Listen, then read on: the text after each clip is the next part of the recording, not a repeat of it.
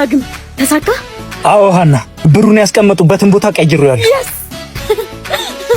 ይኸውልሽ ሀና፣ አሁን ማንም ስለሌለ ቀስ ብለን ብሩን ይዘን እንወጣለን። ከዛ ሌላ ሀገር ሂደን ትልቅዬ ሆቴል እንከፍትና በሰላም እንኖራለን።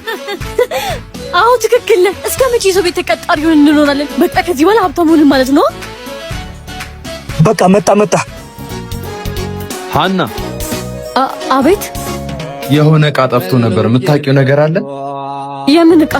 ኧረ እኔ ምንም የማውቀው ነገር የለም። ሀኒ፣ እኔ አንቺን እየጠረጠርኩሽ አይደለም፣ ግን ካስቀመጥኩበት ቦታ ስለጠፋ የወሰደው ሰው ስላለ የምታውቂው ነገር ካለ ብዬ ነው። አላቅም አለቃ፣ እኔ ማን እንደወሰደው አላቅም። እስቲ ቅዱስ ሚካኤልን ብለሽ ማይል። ቅዱስ ሚካኤልን እኔ አላቅም። አምንሻለሁ።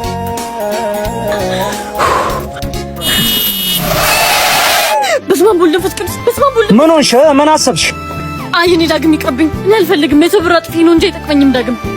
ለኔ ደሞዝ ይበቃኛል።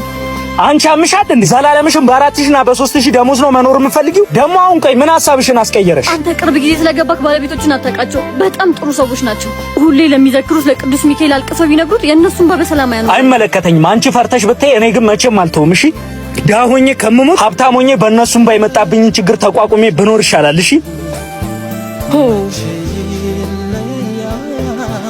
አለቃ። አቤት። እዛ ጋር ያስቀመጡትን ብር በጥንቃቄ ያዙት። ካልሆነ ደግሞ ቦታውንም ቢሆን ይቀይሩት። ምን ነው የተፈጠረ ነገር አለ እንዴ?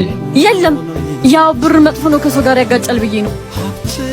በጣም አመሰግናለሁ ሀና። እንደዛ ሲጠይቅሽ የነበረው ዳግም ሊፈትንሽ ነበር። እሱ ወንድሜ ነው። እስከ ዛሬ ድረስ አብሯችሁ ሲያስተናግድ የነበረው እዚህ ቤት ያሉትን ታማኝ ሰዎች ለመለየት ነው። ምን? የእርሱ ወንድም ነው? አዎ፣ እኛ ከሀገር ወተን ልንኖር ስለሆነ ምግብ ቤቱን በሙሉ ላንቺ እንድታስተዳድር ይሰተናል። እዛ ጋር ያለው ብር ደግሞ ለታማኝ አገልጋይነት የሚውል ክፍያ ነው። በጣም አመሰግናለሁ። ምግብ ቤቱን በስነ ስርዓት አስተዳድራለሁ። ብሩን ግን ባይሆን ገጠር ላለች ለፈረሰች ቤተክርስቲያን በእናንተ ስም አስገባለሁ።